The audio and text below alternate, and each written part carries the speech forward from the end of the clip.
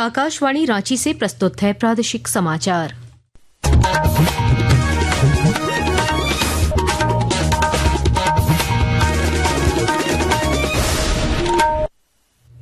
नमस्कार, प्रादेशिक समाचारों के साथ मैं कामिनी। पहले मुख्य समाचार। मुख्यमंत्री हेमंत सोरेन अब से थोड़ी देर बाद झारखंड नगर पालिका सेवा संवर्ग के विभिन्न पदों पर चयनित कुल 19 अभ्यर्थियों को सौंपेंगे नियुक्ति पत्र। सूर्या हांसदा प्रकरण व जमीन लूट के खिलाफ भाजपा का राज्यव्यापी प्रदर्शन। विपक्ष के नेता बाबूलाल मरांडी ने रांची और पूर्व मुख्यमंत्री रघुवर दास ने कांके में किया प्रदर्शन। प्रधानमंत्री नरेंद्र मोदी ने आचार्य विनोबा भावे को उनकी जयंती पर दी श्रद्धांजलि। कहा, श्री भावे देश के सबसे सम्मानित आध्यात्मिक नेता, स्वतंत्रता सेनानी और समाज सुधारक थे। राज्य के 9 जिलों में आज भारी बारिश का अलर्ट। अगले 3 दिनों में तापमान में 3 से 4 डिग्री सेल्सियस की आएगी कमी। और एशिया कप महिला हॉकी में आज सुपर फोर्स मैच में भारत का मुकाबला चीन से। कल भारत ने कोरिया को 4-2 से दी थी शिकस्त। और अब समाचार विस्तार से। मुख्यमंत्री हेमंत सोरेन अब से थोड़ी देर बाद नगर विकास विभाग में विभिन्न पदों पर चयनित अभ्यर्थियों को नियुक्ति पत्र सौंपेंगे। रांची के धुर्वा स्थित प्रोजेक्ट भवन सभागार में कार्यक्रम का आयोजन किया गया है। इस मौके पर खेल मंत्री सुदिव्य कुमार भी मौजूद रहेंगे। सूर्या हांसदा प्रकरण और जमीन लूट के खिलाफ भाजपा ने राज्यव्यापी प्रदर्शन किया। विपक्ष के नेता बाबूलाल मरांडी के नेतृत्व में रांची में और पूर्व मुख्यमंत्री रघुवर दास ने कांके में प्रदर्शन किया। वहीं धालभूमगढ़ में चंपाई सोरेन और अनगढ़ा में सांसद दीपक प्रकाश प्रदर्शन का नेतृत्व कर रहे हैं। सभी जिलों में भाजपा कार्यकर्ता राज्यपाल के नाम ज्ञापन सौंपेंगे। प्रधानमंत्री नरेंद्र मोदी ने आज आचार्य विनोबा भावे की जयंती पर उन्हें श्रद्धांजलि अर्पित की।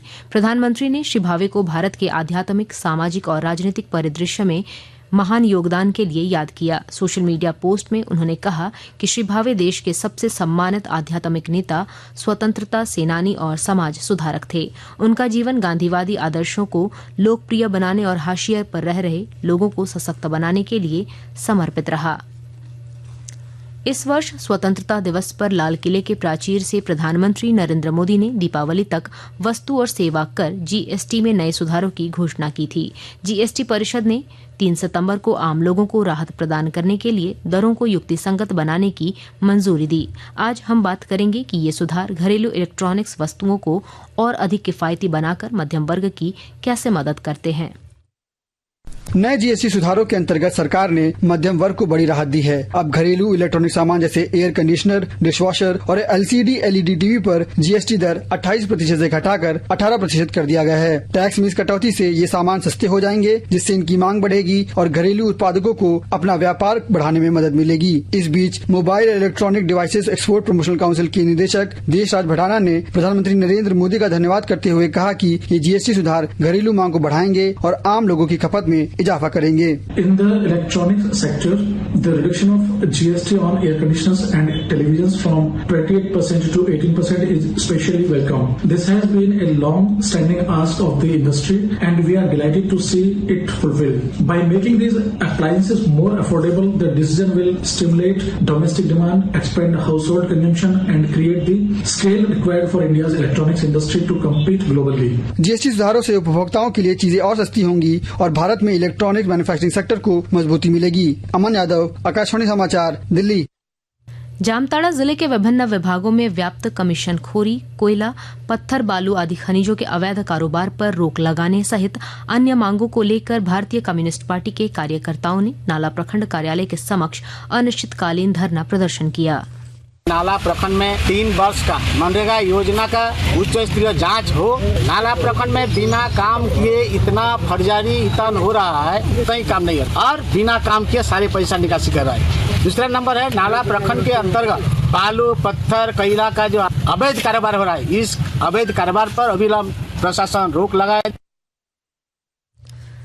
संताल परगना क्षेत्रीय परिवहन प्राधिकार दुमका के उप परिवहन आयुक्त शैलेंद्र कुमार रजक ने बताया कि सभी ऑटो रिक्शा के वाहन स्वामियों के निबंधन के लिए जिला परिवहन कार्यालय में विशेष शिविर लगाया जाएगा। इसी क्रम में 15, 16 और 18 सितंबर को देवघर जिला परिवहन कार्यालय में विशेष शिविर का आयोजन किया जाएगा। आकाशवाणी के ताज़ा तरीन समाचारों के लिए आप हमारी वेबसाइट newsonair.gov.in पर लॉग ऑन कर सकते हैं। ताज़ा समाचार X handle @AIR news alerts और Facebook page all India radio news पर भी उपलब्ध है।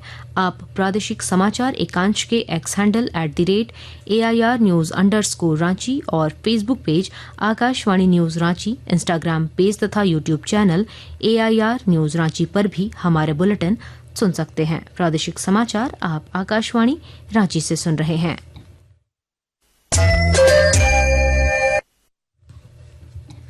नई दिल्ली स्थित मेजर ध्यानचंद स्टेडियम में 5 से 22 सितंबर तक आयोजित हो रहे सरस आजीविका मेले में सिमडेगा जिले की महिलाएं अपनी हुनर और मेहनत से नई पहचान बना रही हैं और जानकारी दे रहे हैं हमारे संवाददाता।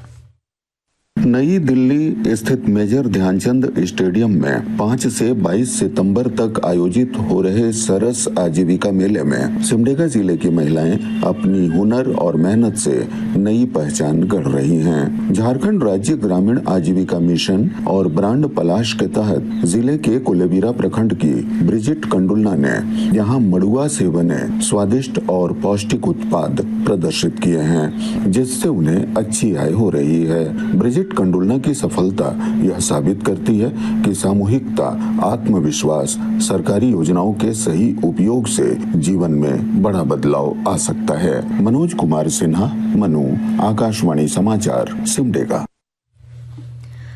आज सुबह के कारोबार में बेंचमार्क घरेलू शेयर सूचकांक सेंसेक्स और निफ्टी में गिरावट दर्ज की गई। आखिरी रिपोर्ट आने तक सेंसेक्स 25 अंक गिरकर 81,400 पर और निफ्टी 10 अंक गिरकर 24,963 पर आ गया। क्षेत्रीय स्तर पर तेल एवं गैस, यूटिलिटीज और मीडिया में सबसे ज्यादा तेजी रही। दूसरी ओर आईटी, ऑटो और रियल्टी शेयरों में बिकवाली देखी गई। सर्राफा बाजार में आज रांची में 22 कैरेट सोने का भाव 1,02,200 रुपए प्रति 10 ग्राम है, जबकि चांदी की कीमत 1,31,000 रुपए प्रति किलो है। मौसम विभाग ने आज राज्य के 9 जिलों में भारी बारिश का अलर्ट जारी किया है। इनमें रांची, रामगढ़, लातेहार, लोहरदगा, गुमला, खूंटी, सरायकेला खरसावां, पूर्वी सिंहभूम और पश्चिमी सिंहभूम शामिल है। इस दौरान वज्रपात के साथ तेज आंधी भी चल सकती है। मौसम पूर्वानुमान के अनुसार अगले 3 दिनों में अधिकतम तापमान में 3 से 4 डिग्री तक गिरावट आ सकती है।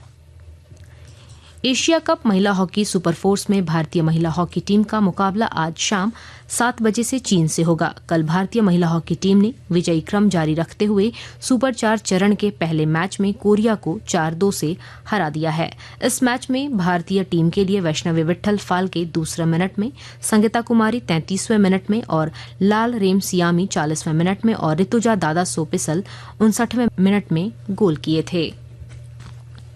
विश्व मुक्केबाजी चैंपियनशिप में भारतीय हैवीवेट मुक्केबाज नुपुर स्योराण महिलाओं के 80 किलोग्राम से अधिक भार वर्ग के सेमीफाइनल में पहुंच गई हैं। ब्रिटेन के लिवरपूल में खेले जा रहे इस मुकाबले में नुपुर ने उज्बेकिस्तान के आल्टिनोय सोतियाम्बोएवा को 4-1 से हराकर कम से कम कांस्य पदक पक्का किया। अंत में मुख्य समाचार एक बार फिर। मुख्यमंत्री हेमंत सोरेन अब से थोड़ी देर बाद झारखंड नगर पालिका सेवा संवर्ग के विभिन्न पदों पर चयनित कुल 19 अभ्यर्थियों को सौंपेंगे नियुक्ति पत्र। सूर्या हंसदा प्रकरण व जमीन लूट के खिलाफ भाजपा का राज्यव्यापी प्रदर्शन। विपक्ष के नेता बाबूलाल मरांडी ने रांची और पूर्व मुख्यमंत्री रघुवर दास ने कांके में किया प्रदर्शन। प्रधानमंत्री नरेंद्र मोदी ने आचार्य विनोबा भावे को उनकी जयंती पर दी श्रद्धांजलि। कहा, श्री भावे देश के सबसे सम्मानित आध्यात्मिक नेता, स्वतंत्रता सेनानी और समाज सुधारक थे। राज्य के 9 जिलों में आज भारी बारिश का अलर्ट। अगले 3 दिनों में तापमान में 3 से 4 डिग्री सेल्सियस की आएगी कमी। और एशिया कप महिला हॉकी में आज सुपर फोर्स मैच में भारत का मुकाबला चीन से। कल भारत ने कोरिया को 4-2 से दी थी शिकस्त। इसके साथ ही आकाशवाणी रांची से प्रादेशिक समाचार का ये बुलेटिन समाप्त हुआ। अगला प्रादेशिक समाचार बुलेटिन दोपहर 2:55 पर प्रसारित किया जाएगा। नमस्कार।